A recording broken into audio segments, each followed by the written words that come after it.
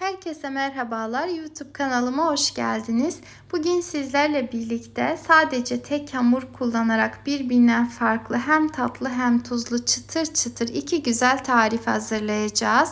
Hemen başlayalım. Öncelikle yoğurmak için uygun bir kap alıp ardından içerisine 1 su bardağı süt, yarım su bardağı su, yarım su bardağı yoğurt, tercihen tatlı olsun. Yarım su bardağı sıvı yağ, ayçiçek yağı olması tavsiyemdir. 2 adet yumurta, 1 dolu yemek kaşığı kabartma tozu, 1 çimdik tuz, 2 yemek kaşığı sirke, ben üzüm sirkesi kullandım. İlavesi yapıp ardından karışımımızı tamamen pürüzsüz bir kıvam alıncaya kadar çırpıcı yardımıyla çırpalım.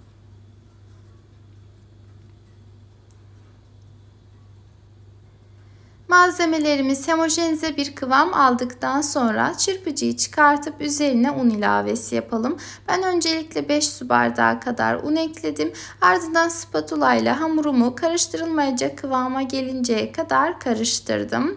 Kullandığım su bardağı ölçüsü klasik 200 mililitrelik su bardağıdır ve 200 mililitrelik su bardağı ile toplamda 7-7,5 su bardağı kadar un kullandım. Her zaman ölçüleri vermeme rağmen özellikle belirtiyorum. Kullandığınız unun cinsine, yumurtanın boyutuna göre bile 1-2 yemek kaşığı kadar oynama olabilir. O yüzden un eklerken mutlaka kontrollü davranın.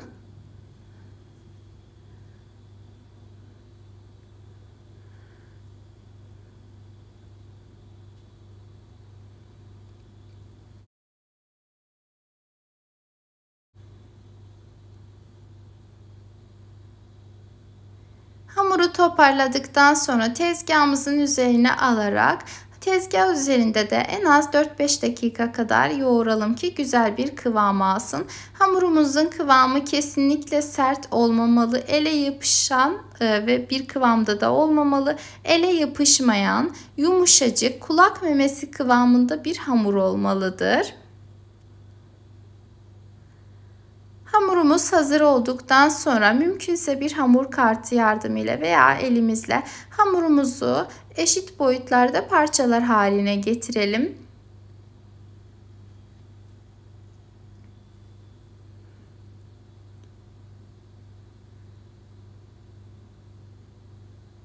Dilerseniz mutfak terazisi kullanabilirsiniz ama ben genellikle elimle bu şekilde yapmayı daha da uygun görüyorum. Bana daha da pratik geliyor açıkçası. Önce kesip hazırlıyorum. Ardından elimle tamamının boyunu eşitledim. Daha sonra tepsimin içerisine birazcık un serpiştirip hamurumu bezeler haline getiriyorum.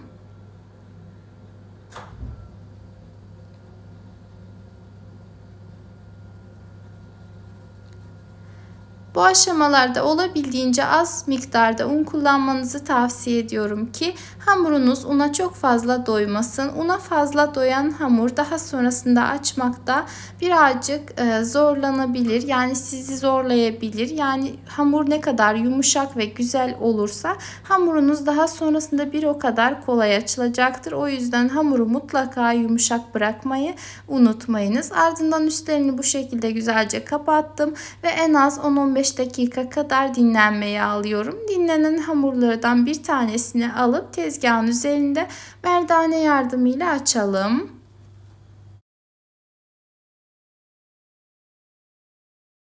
Açarken buğday nişastası kullandım. Özellikle bu gibi tariflerde yani şerbetli tatlılarda mutlaka buğday nişastası kullanmanızı öneririm. Hem hamuru çok daha gevrek ve çıtır hem de daha da lezzetli yapacaktır. Mısır nişastası hafiften bir koku ve tat bıraktığı için kesinlikle tavsiye etmiyorum.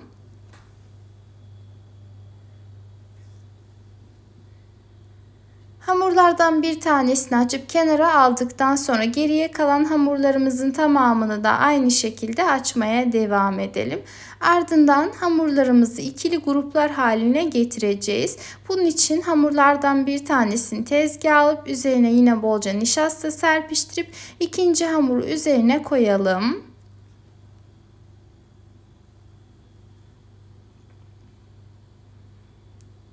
Ve hazır olan kalan hamurumuzu tepsimizin içerisine almadan tepsinin alt kısmına mutlaka bir poşet veya streç çekelim ki daha sonrasında hamurumuz tepsiye yapışmasın. Tamamını aynı şekilde ikili gruplar haline getirdim. Ardından tepsimin üzerine diziyorum. Yapışmaması için az önce de söylediğim gibi her kata bu şekilde streç çektim. Hamurlarımın tamamını aynı şekilde hazırladım ve en az yarım saat kadar dinlendirdim. Dilerseniz bir gece öncesinden hazırlayıp buzdolabında dinlendirip ertesi günde hazırlamaya devam edebilirsiniz. Ardından geçtim şerbetimizi hazırlamaya. Bunun için uygun bir tencereye ocağa alıp içerisine 5 su bardağı toz şeker ve 4,5 su bardağı kadar su ilavesi yaptım ve güzelce karıştırarak tamamen kıvam almasını bekledim. Şerbeti özellikle karıştırdım ki dibi tutmasın. Bu aşamada ocağımız yüksek ateşte olduğu için karıştırmadan bırakmayalım. Karıştıktan sonra yani su ve şeker birbirine karıştıktan sonra artık ocağımızı orta ateşe getirelim. Üzerine bir dilim limon veya limon suyu ilavesi yapalım ve kenara alıp en az 10-12 dakika kadar kaynatalım ve geçelim böreğimizin iç harcını hazırlamaya. Bunun için bir adet yemeklik olacak şekilde doğramış olduğum kuru soğanı kavurup ardından üzerine 400 gram kadar kıyma ilavesi yaptım.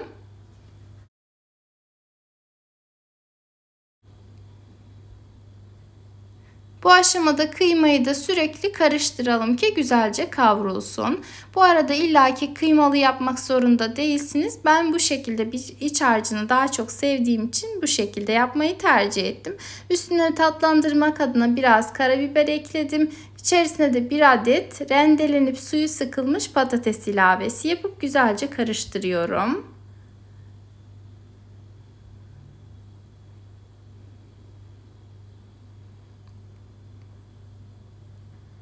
Ortalama 2-3 dakika içerisinde iç harcımız da artık hazır olmuştur. Altını kapatalım ve geçelim baklavamızın da böreğimizin de yağını hazırlamaya.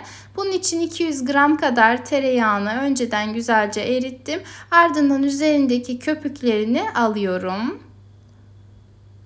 Köpüklerini aldıktan sonra bir süzgeçten geçirelim. İçindeki ayranını kesinlikle süzmüyoruz. Ona dikkat edelim. Bu şekilde bir sade yağ elde etmiş olduk. Eğer sade yağ kullanmazsanız daha sonrasında hem baklavanızın hem böreğinizin üzerinde yanıklar oluşup hem lezzetini hem görüntüsünü bozabilir. O yüzden mutlaka yağımızı sade yağ haline getirip ardından üzerine bir çay bardağı kadar sıvı yağ ekleyelim ve geçelim artık hamurlarımızı açmaya. Hamurları dediğim gibi en az yarım saat kadar dinlendirip ardından önce merdane yardımıyla büyütüp daha sonra oklavayla açalım.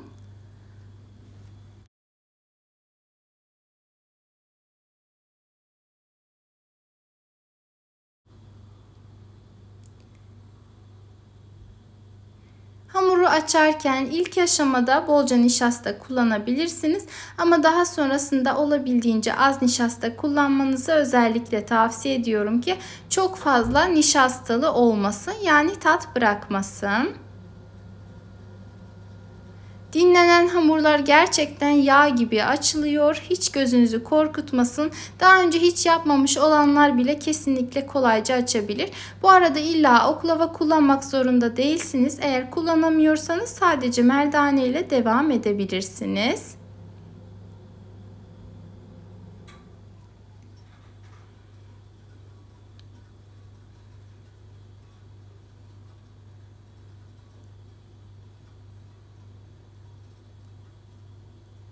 Hamurumuzu açabildiğimiz kadar açıp olabildiğince incelttikten sonra üzerine bolca ceviz serpiştirelim. İsterseniz fındık, fıstık veya başka bir şey de kullanabilirsiniz. Mesela Hindistan cevizi. Ben sadece ceviz kullanmayı tercih ettim. Cevizi üzerine bolca serpiştirdikten sonra baş kısmından ikiye katlayalım ki oklavamızın içerisinden, yani oklavayı içerisinden çıkarttığımızda cevizler de oklavayla birlikte çıkmasın.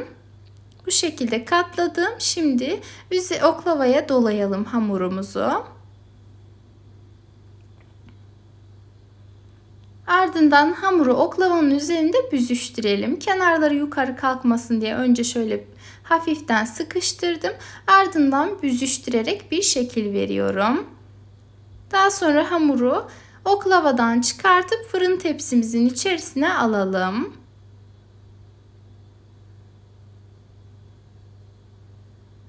Geriye kalan hamurlarımızın tamamını da aynı şekilde açarak işlemlerimize devam ediyoruz.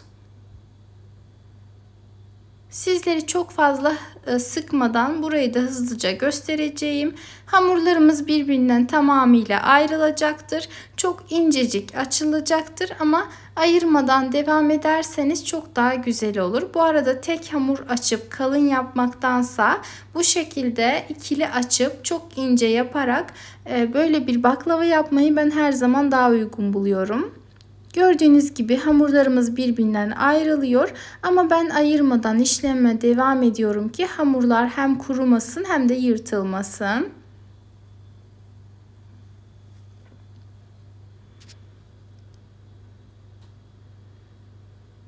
Şöyle yağ gibi açılan şahane bir hamur oldu. Şimdi bu hamurumun da üzerine yine bolca ceviz serpiştirdim. Ardından yine aynı şekilde şekil vermeye devam ediyorum.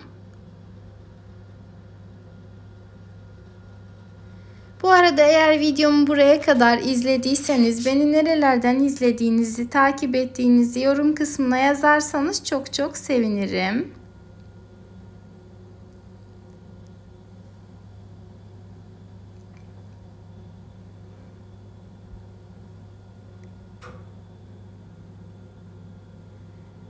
Ve geriye kalan hamurlarımın tamamını da hazırlayıp tepsimin içerisine dizdim. Sonuncu hamurumu da güzelce yerleştirdim ve tamamı artık hazır oldu.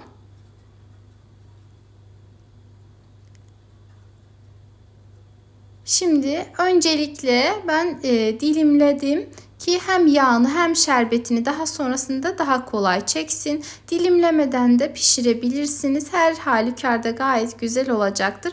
Ama bence dilimlenmiş hali hem görüntü hem de lezzet olarak çok daha güzel oluyor. Bu şekilde ince dilimler haline getirdikten sonra üzerine yağını verelim.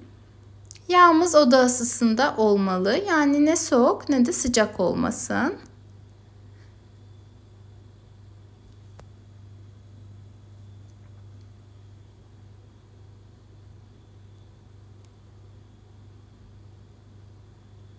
Ardından fırça yardımıyla da her tarafına sürelim ki üzerinde açık yer kalmasın. Her tarafı tamamen yağlanmış olsun. Aksi takdirde fırında pişerken üzerinde yanıklar oluşabilir ve gördüğünüz gibi artık neredeyse hazır oldu.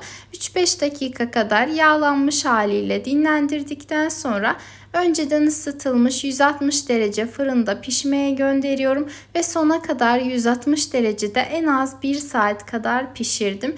1 saat 10-15 dakika içerisinde tamamen hazır olacaktır.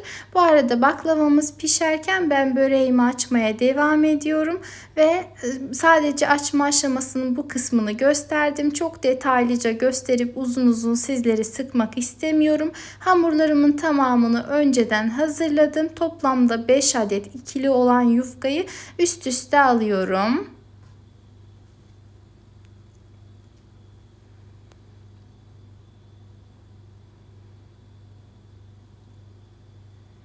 Hamurlarımı üst üste koyduktan sonra hangi tepsinin içerisinde böreğimizi yapacaksak o tepsiyi hamurun üzerine koyup tepsinin boyutunda hamurumu güzelce kestim.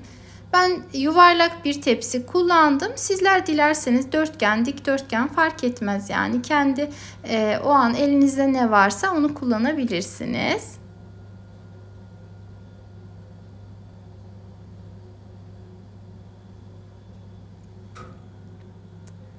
Hamuru tepsiye almadan önce tepsimi güzelce yağlıyorum. Ardından hamurlardan bir tanesini içerisine alıp her katı azar azar yağlayarak hamurlarımızı üst üste koyalım. İç harcımız börek iç harcı olduğu için her katını yağlamanızı özellikle önemli tavsiye ediyorum ki daha sonrasında böreğimizin iç harcı sulandırıp hamuru ıslatmasın.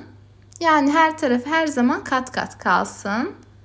Aralarından çıkan hamurları da dizdim. Her katı güzelce yağladım. Ardından iç harcını üzerine yerleştiriyorum. Kıymayla ceviz birbirine çok yakıştığı için elimde kalan cevizi üzerine serpiştirdim. Çok da güzel yakıştı. İsterseniz kullanmayabilirsiniz.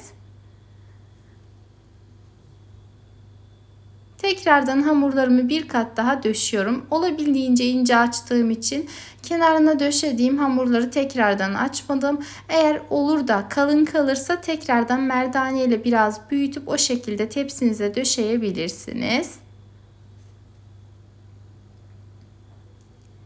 Az önce de söylediğim gibi tek kıymalı değil, dilediğiniz iç harcıyla hazırlayabilirsiniz tabii ki de. Yani kendi damak zevkinize göre uyarlamanızı tavsiye ediyorum.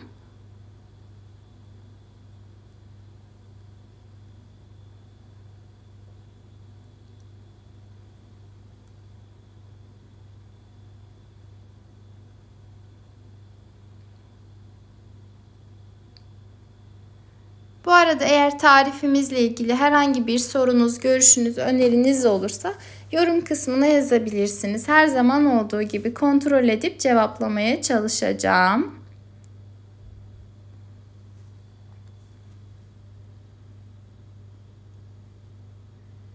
Sonuncu katımızı da koyduktan sonra böreğimizi dilimleyelim. Ben baklava dilimi şeklinde, yani havuç dilimi şeklinde doğradım. Her defa dilimlerken bıçağınızı en ortadan tutup içten dışa doğru keserseniz dilimleriniz çok daha güzel görüntülü, yani estetik olacaktır. Tamamı eşit boyutlarda olacaktır. Dilimledikten sonra elimizde kalan yağın tamamını üzerine gezdirelim.